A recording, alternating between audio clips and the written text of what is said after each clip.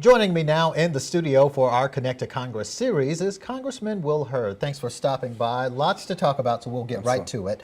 Still buzzing right now is the congressional hearings of former FBI Director James Comey. First of all, your thoughts. He talked for 3 hours answering a number of questions. What do you think? Well, I think there was two things that were very clear. He made it very clear that President Trump was not under investigation, but number two, that President Trump said some things that were, in his opinion, totally inappropriate. And it's going to be up to Bob Mueller, the special investigator, to determine whether those inappropriate comments ultimately violated the law. Since his testimony, President Trump has fired back. What do you think about his reaction to it all? Well, there's a big question out there about whether there are tapes in the White House or that conversation had been taped. I sit on the House Permanent Select Committee on Intelligence, and the leader of that and the majority leader, the head Republican, head Democrat, had sent letters to Department of Justice and the White House asking for the turnover of the tapes, if there are indeed tapes, because that can get to the question about what was said, because this is getting into a he said, she said issue, and ultimately, if this was actually, the conversation was actually recorded, those tapes would be valuable in understanding what indeed happened. All right, we'll have to wait and see how that plays out. Last week, you spent some time in Mexico. Tell us about your trip. Yeah, it was a good trip. It was part of the Inter-Parliamentary Group. This is a number of members of Congress from the U.S. Exchanging ideas and conversations with the parliamentarians from Mexico. It's been going on for about 53 years. This was my first time. And of course, the Mexican parliamentarians were upset and angry at some of the discourse coming from our country on the Mexico bilateral relationship. But we assured them that, despite who's the occupant of the White House or Los Pinos, that's the Mexican version of the White House, the relationship between Mexico and the U.S. is bigger than that. Our relationship is broad and our relationship is deep. NAFTA is an important issue signed right here in San Antonio. NAFTA 2.0, there's a lot of areas of agreement between us and our parliamentarians in Mexico. So I think it was a good conversation, a good dialogue. This group hadn't met for probably about 2 or 3 years.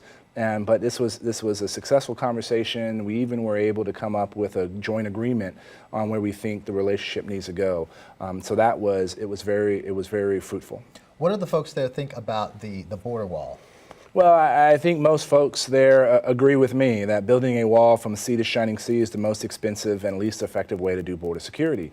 But they also recognize that border security is indeed important, and it's a shared problem here in the U.S. and Mexico. Secretary Tillerson, Secretary of State, he has claimed that this is a shared issue, and I think our friends on the Mexico side of the border agree with that. So let's increase the technology that we're using. Let's increase folks in Border Patrol, but let's also improve the intelligence sharing that's happening between the U.S. and Mexico to stop this problem even before it gets to our border. While you were there, tell us what, if anything, you learned about the border rival drugs and the border wars going on there. Well, security is a big issue, and what they're seeing and they're talking about is how some of the big kingpins have been taken off the chessboard, which has caused some of these smaller groups to start interfighting.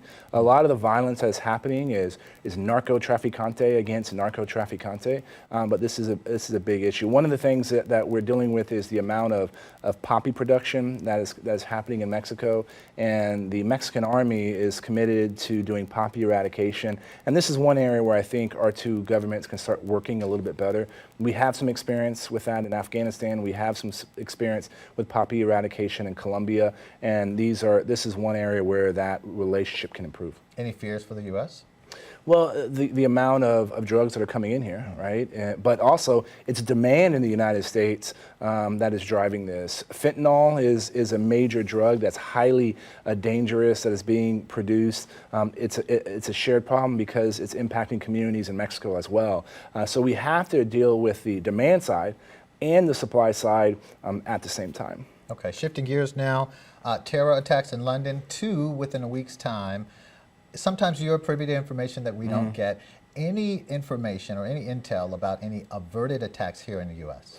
Well, one of the things when these attacks happen in other parts of the world, the U.S. intelligence agencies and law enforcement agencies are scouring what information they do have to see if there's a connection or a nexus to the United States. In these two recent examples, there was not one, but we can learn from the tactics that were used to figure out how we can do better here in the United States. And one area where we need to improve with our European partners is information sharing.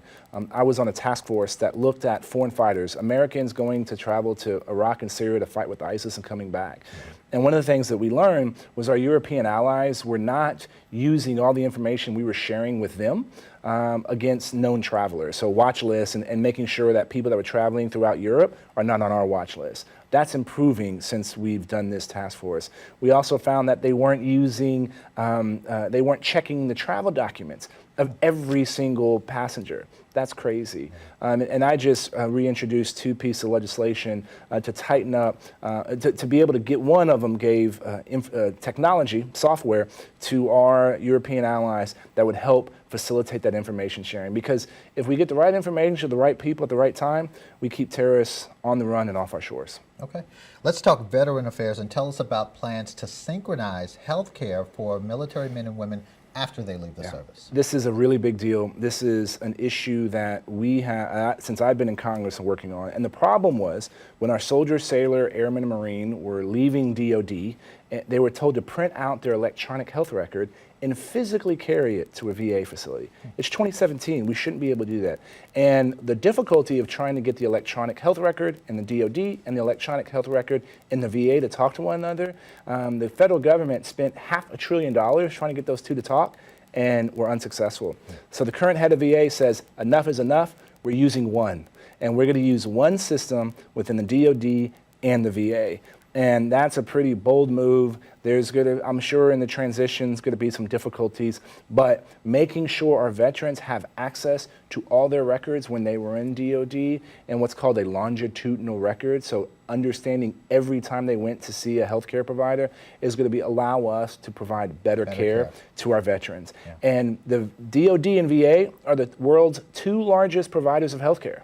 So this is going to allow probably some more integration outside of the federal government so that we improve electronic health record interoperability with other systems. Sounds good. Any other initiatives? We got to pick your brain for everything. Anything else you're working on? Well, I'm trying to think. One of the issues that I've been really excited about is we help train teachers to introduce coding into algebra so that kids in 7th and 8th grade get exposed to coding. This fall, we're going to have 5,000 teachers, 5,000 students getting exposed to coding in their algebra class. Pretty big deal. And now we're in the works trying to figure out what is the next step and what needs to happen. All right. I could talk to you all day, but we are running out of time. Congressman Hurd, thanks for joining us. Thank you very much. Always a pleasure. We'll send it back to you guys.